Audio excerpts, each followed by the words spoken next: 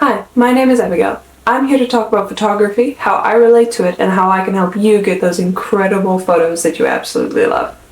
Today I kind of want to take a different approach, and I want to start by looking at 3 common quotes that we use very much in everyday life and how the beliefs behind those quotes might be impacting you, and specifically impacting the way you look at photography or other forms of art. So to begin, the 3 quotes are: quality over quantity, familiarity breeds contempt, and too much of a good thing is bad. I'm sure you've heard these quotes and ones similar to them before. If when you first heard them you thought something like, oh wow, that's absolutely the truth, then you might be living your life in a way that is holding you back from your potential, and also stopping you from having a home filled with amazing photo albums. I've personally always struggled the most with the first quote, which is quality over quantity, because I just absolutely love quality, especially when it comes to how I spend my money. I will always have rather one quality item or experience than have lots of smaller things spread out over time. So I would rather save up for that than spend on the little things. But it has affected me in other ways as well. Specifically, I've talked about this in a previous video about how I would postpone creative projects until I felt skilled enough to start them. Essentially, what I learned and what I'm still learning is the only way to grow my skill is in doing the things I don't feel ready to do yet. And the same applies for you when you're thinking about, oh, I need to take photos, or oh, I need to book that photo shoot, or even when you're thinking about things like planning big events like a wedding or maybe a milestone birthday, and you want to document that by having a professional photographer present for the celebrations. It can hold you back when you're trying to think, oh, I want quality, I want the best, I want etc., etc. And I think it's really important and really significant to realize, to remember, when you look at this concept of quality over quantity, and there's so many historical things you can look at, and I'm not going to dive into any deep history things, even though I love history, but essentially it is this concept, and there's been research done around this, where the more you do something, the better you are. So if you truly want quality, you need quantity. And it may seem counterintuitive, because I think what we are very familiar with when we come across the concept of quantity and larger numbers of things, we often think of like made in China and the whatever connotations come with that concept of like mass produced, the things that if you read a little made in China, or at least where I always remember, you read a little made in China label on something, you think, oh, that's mass produced, there's lots of it, large quantities, it's cheap, it's not really worth investing in, there's not quality behind it. But where I think that thinking is wrong is in the concept or the idea of, if you put all your effort into this one thing and you just work really, really, really hard, or you're postponing, like I said I was doing, postponing this thing until you have the skills to do it, that end product is not going to be as good as the person who is consistently doing this thing, whatever it is, over and over and over again. They're going to come out with a much better product at the end than the one person who was trying to perfect one thing. There was a teacher once who had his students in a pottery class, and he divided the class into 2 groups, and the one half of the class, that group, he gave the assignment to make the perfect pot. And both groups were given the same amount of time, same amount of equipment, all the same things. They were just given 2 different assignments. The first one was given the assignment to make the perfect pot. And the second group was given the assignment to make as many pots as possible. And at the end of their given time period, the 2 end results were compared. So the best pot from the many, many pots was taken, and then the final result, best pot that was given from the group that was supposed to make the best pot. They were compared. And between the two, the group which had actually created the best end product was the one that had created the most products. And so, although quality over quantity sounds like a very tempting statement, what I want to encourage you to do is don't be afraid to go, oh, I'm not ready to do a professional photo shoot because I don't know how, or maybe I need to first get that haircut that I was trying to get, or I need to first, build my confidence, or I need to first, whatever your reasoning is. I think that the best thing you can do to get photos that you're going to actually appreciate and enjoy for many years to come is to actually step out and challenge yourself and go and take those photos. Have that photo shoot booked. And even if you're like, I think most of us most of us would assume to have a wedding photographer, for instance, or something for a big event like that. But if you can, I would suggest you get a photographer, proper professional photographer, for smaller events as well. And I don't suggest that you get a photographer every single weekend that you throw a party. But what I mean is maybe someone in your family is turning 50, or maybe they're turning 60, or you've got a 21st birthday, or a 16th birthday, whatever milestone birthday, let's say, you want to do. Get yourself a photographer. It doesn't have to be the most expensive photographer out there, but find somebody that you like their photos, you like their style, you think they have a quality service that they offer, and get them to come and take photos at these special events in your life. Because I think so many times we allow these things to pass us by because we're saving up, or we're preparing, or we're getting ready for that big event. And those big events are amazing, but we forget the little things along the way, and those are just as important. So to take this quote and kind of debunk it, quality over quantity sounds really amazing, but the truth is, true quality comes through quantity. It comes through repeated experiences, it comes through practice, and so don't let this hold you back and think, oh, I need to wait for the perfect moment. Step out, hire the photographer, even if you're just doing it as a casual shoot, or get a friend who is maybe an amateur photographer, but get yourself in front of the camera, take those photos, make the opportunity to take those photos, because those are the memories you will cherish. Now, the second quote that I read was, "Familiarity breeds contempt." And I think this might be a slightly less common quote, but I think it's still important to look at that, because we often look at things that we're familiar with, things that are common to us, and we disregard them, or the idea is that the more you interact with something, the more common it is for you, the more you will take it for granted. And I think that we often look at like photography in a similar sense, where it's like, I cannot book that photo shoot just casually because it needs to be a special occasion, or else, I cannot, photography needs to be something special. And otherwise, if I have thousands and thousands of photos, then they won't mean anything to me anymore.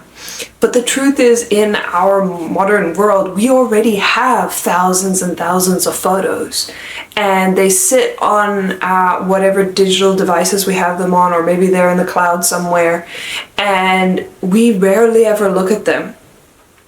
Yet, if we get a professional photo shoot done, we tend to ascribe more value to those photos, and I think for good reason, because those photos often are more intentional, both from our side and from the photographer's side, and those are very valuable photos. And so I think where we are afraid to make that professional photo shoot seem cheap because you do it so often, or you have like a regular once a year or photo shoot with your family, or you make it a thing of making sure that you get a personal photo shoot done once every year, or maybe twice every year, something like that. It might feel like, oh, then you're making it cheap, or then you're becoming too familiar with taking photos and it's nothing special anymore. I would encourage you that the more photos you take, the more special it will become. It's that thing of repeating the process and it becoming so much more significant.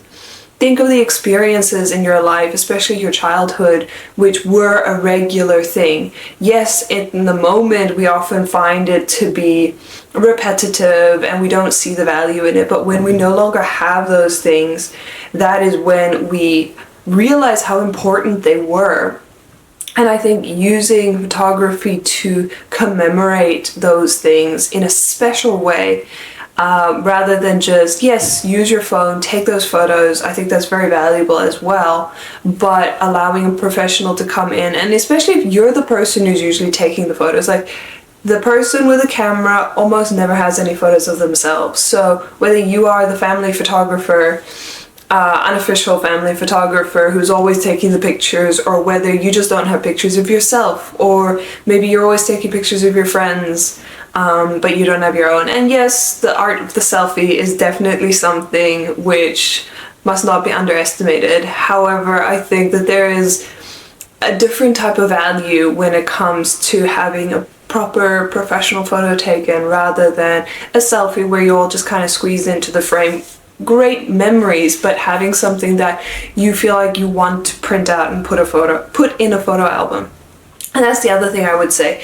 One of the things which I think can prevent us from kind of taking our photos for granted or never really looking at them, putting them on some hard drive somewhere and forgetting about them, is to actually print them out.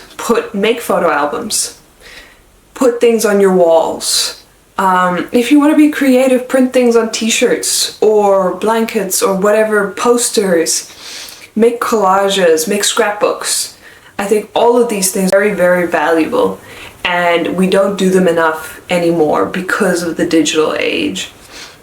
And if you're doing photo shoots, that is a way of encouraging yourself to do this, because when you've got a professional photo shoot, it feels more worthwhile to actually print those photos out and keep them in a physical copy. So I think that even though, yes, it can make it feel common and boring if you're constantly doing photo shoots, you will never regret it. You'll never think that you did too many photo shoots or you have too many memories that you've captured. Definitely not. Then the last quote that I read was, "Too much of a good thing is bad." Now, I feel like this is always been kind of a controversial, well, maybe not controversial, but there's always been people who are like, yes, that's definitely, too much of a good thing is bad. And then there's other people that's like, no way, there's never too much of a good thing. And it's also what context you use it in. I think if something is truly good, then you cannot have too much of it.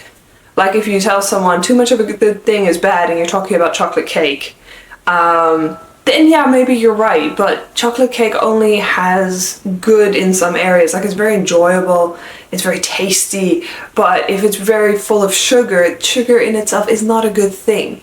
So I think if something truly has good value behind it, such as a good photo shoot or a photo album, memories captured like that, frozen in time, I think that in itself actually has true value behind it.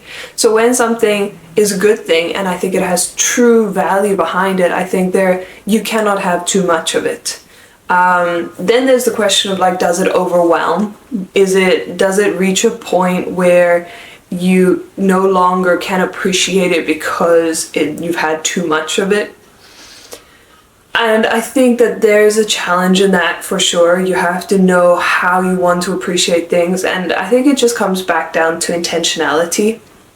If you're taking many different photo shoots and you're taking lots and lots of photos, and maybe you've got a photographer at every single event that you have, and all you do with those photos is you store them in some digital form and you never look at them, then yes, I think that's a waste. I don't think that you need to have a photographer just like as a backup for your memories. Like if you're never going to look at those photos, please don't hire the photographer.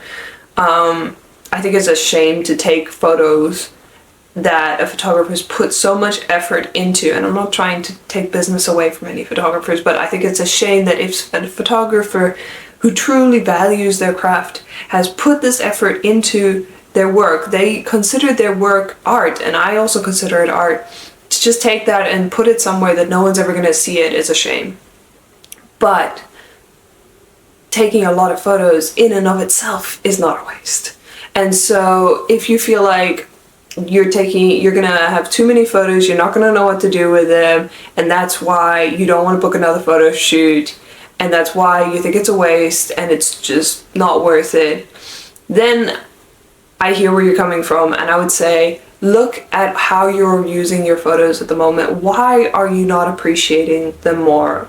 And this is not a criticism. I think it's just a thing of the lifestyle that we live, that the world has shifted into, is very much focused on the next thing and the next experience, and live in the moment and go for it, and adventures, and we sometimes forget to look back and to appreciate what has come before. And so I think it's highly, highly valuable to build that into your daily routine of reflecting and appreciating the things that you have, the things that you've done already. And we chase dopamine. We're addicted to it. Like it's the whole thing that you have in social media and doom scrolling and all these things, where you get so stuck and you get so sucked into these little dopamine boosts that you get from the tiniest little things, and you forget to look at the simpler things. And I do think that actually making a practice out of finding ways of appreciating the photos that you've got, and it doesn't even have to be from a professional photographer, but whatever photos that you have, whether you decide to start journaling about them, or you decide that you want to scrapbook, or you want to make a collage, or you literally just want to make a photo album. You don't have any you don't have any printed out photos, then I would say go take time, spend a weekend. Maybe you need more time than that. Most of us have way more photos than you can probably get through in a weekend. But go sort through your photos and pick out whatever number you want. If you want to print out 20 photos, if you want to print out 100 photos, but pick a number, or let whatever photos you're looking at inspire you.